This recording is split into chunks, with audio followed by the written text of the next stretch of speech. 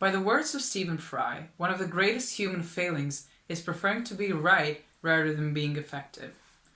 So hello everyone, my name is Lorena, and I am aware that even some of you might be offended by my personal presence right now, which is the point that I'm trying to make. So when some would say they do not believe in the concepts such as dyslexia, which in fact does not exist, nor in addiction, which is just a fantasy of our modern world and society, these people will become, well, if not publicly lynched, they will become marginalized.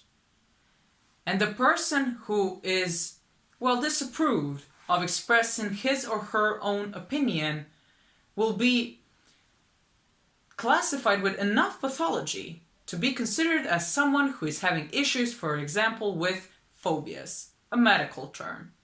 And he or she would be then cast into darkness amid wailing and gnashing of teeth, never again committed to speak in this or in that place.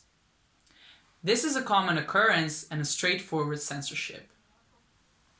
The very idea that it should be possible to claim to have been personally offended by the expression of the opinion is a dangerous absurdity and a danger to our free society.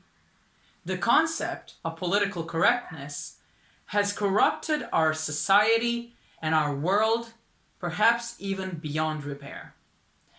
And the fundamental reason is that political correctness ideologues think that the proper way to classify people is by their group affiliation. And there are all sorts of problems with that.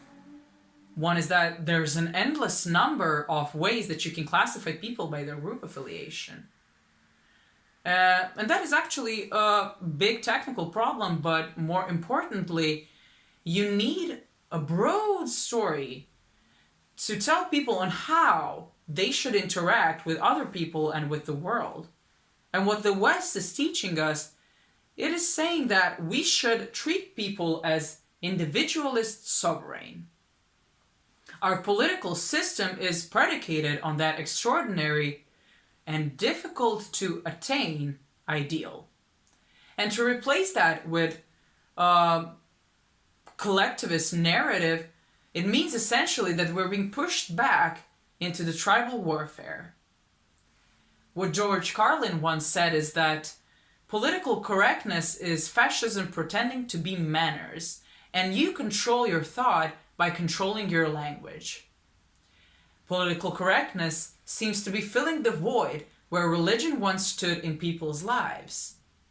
The same need to tell other people how things should be, enforcing values from yourself upon the others.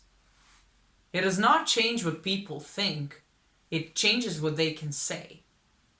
And when you limit what people can say, they internalize what they think. And when they internalize it, it causes resentment. And when you create that resentment, you foster the intensity of the feelings, which in turn cause the person to feel even stronger about the issue. So political correctness basically exhibits the very feelings it intends to quell. And a message for you as a viewer, a quick reminder, just because you're offended doesn't mean and make you right.